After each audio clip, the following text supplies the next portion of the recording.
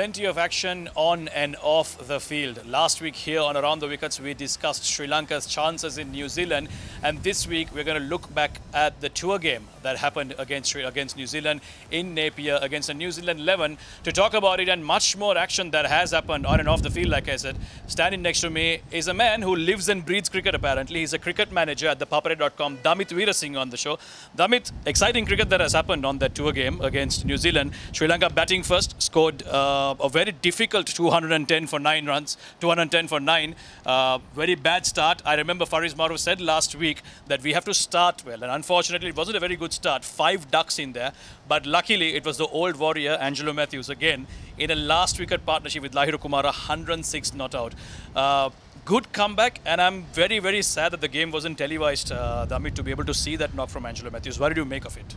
First of all, Samir, I'm glad to be here instead of Faris Maruf. Not easy to replace a man of that caliber. Yes. Actually, 210 for 9. We were around 106 for 9 at one stage. Yes. But I saw some of the clips from the New Zealand cricket website. They had posted some of the dismissals and the 4s and 6s. But I mean, Angelo Matthews, he's still at his peak. I mean, right after that little incident after the Asia Cup, I think he has come back strong.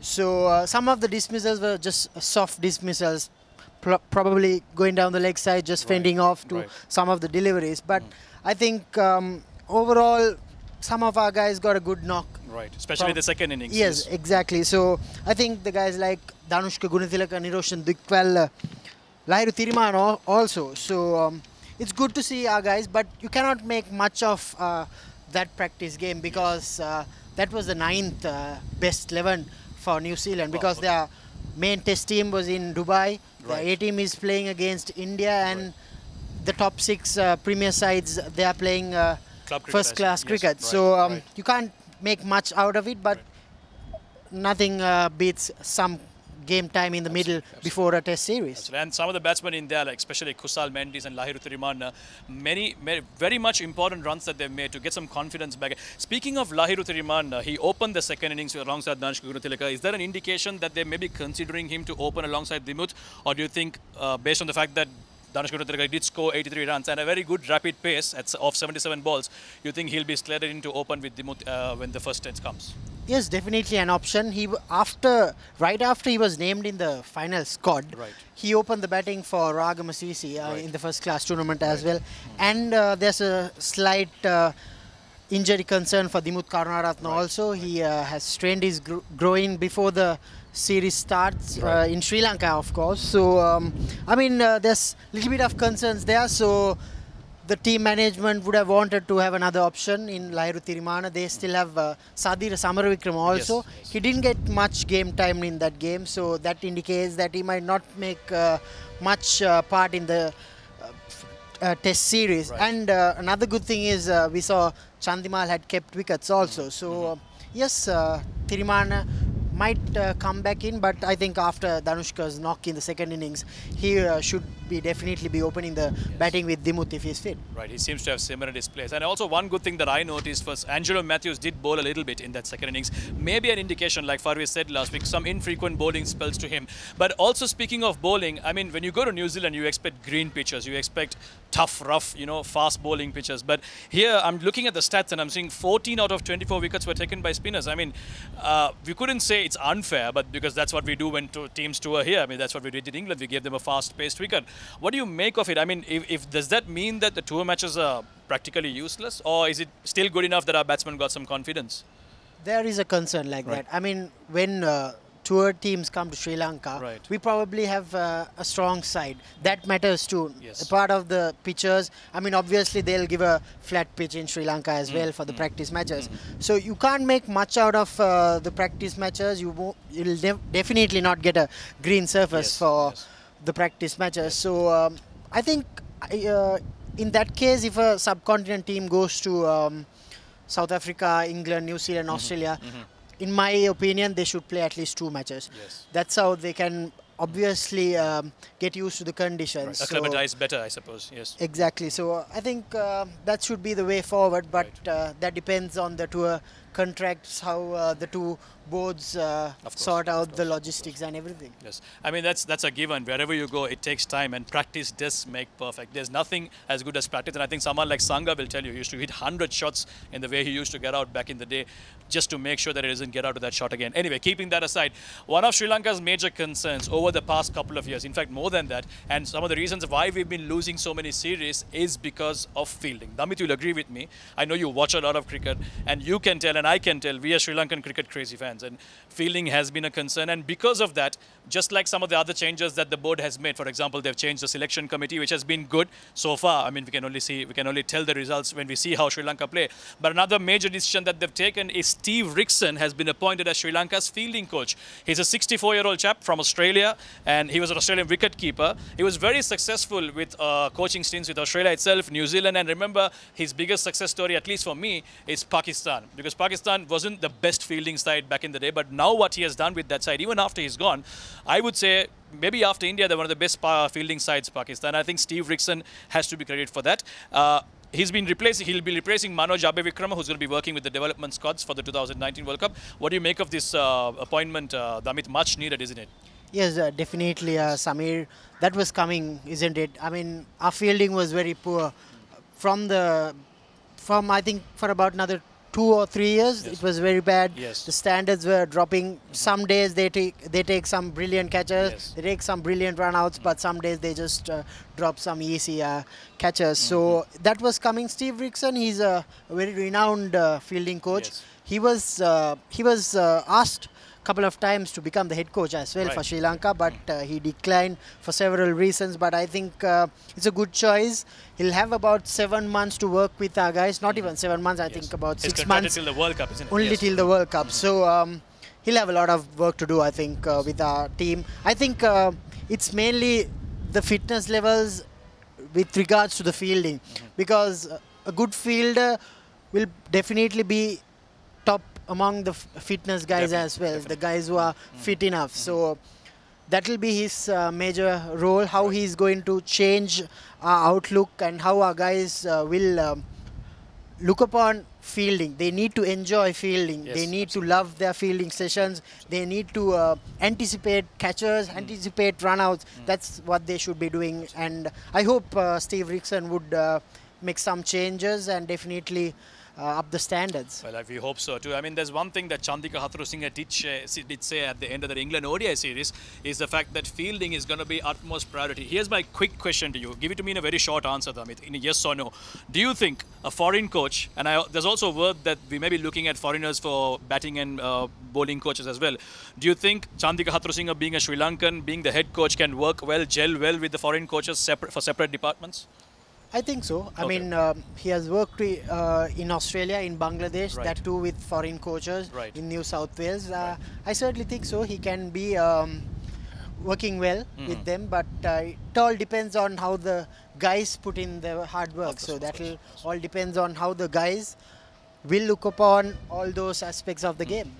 Well, there you go. So hopefully the boys out there will take maximum advantage of someone like Steve Rickson and up the ante, like Damith very clearly said. Okay, speaking of issues, we did say that fielding has been an issue. Another issue, a very bad news that has come up for Sri Lankans, especially fans like you and I, is one of our best spinners, our ace spinners, Akila Dhananjaya, has been, his bowling action has been reported illegal. Yes, he was reported to the ICC a couple of weeks ago, and based on the testing, they've concluded that his bowling action is illegal. Damith, I remember Farvi said on the show that it was his off-spinning ball, the stock ball that he bowls, that is problematic. Apparently, his leg spin and the other variations shouldn't be a problem.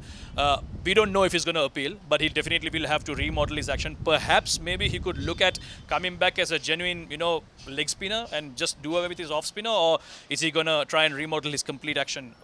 What do you think?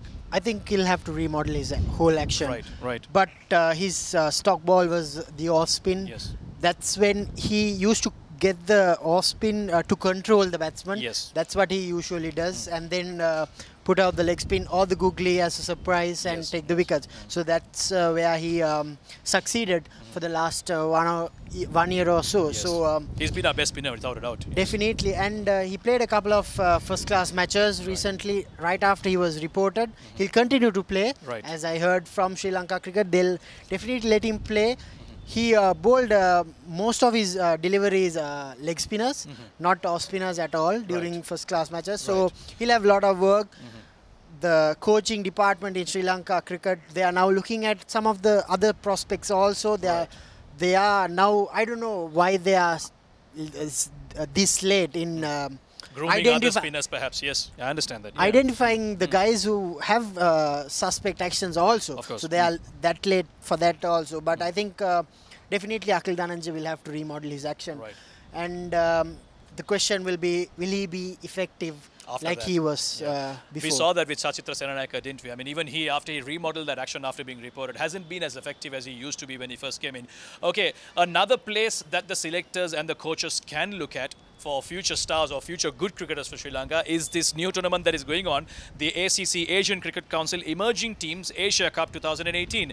We spoke about it last week and we said that it's a very interesting tournament because you have under 23 players, 7 of them in a team, and only 4 international or players who are in contention for international cricket are allowed to play. Some very familiar names playing for Sri Lanka: Asela Gunaratne, Hasita Boyagoda, Charith Asalanka unfortunately got injured in the first game. But just to bring you up to speed of what happened, we played against Oman and Afghanistan, and we won both, but we lost the third match against India. We have qualified for the semi-final, which is going to happen on the 13th of December against Bangladesh, because they were top of the Group B, beating Pakistan also in that group.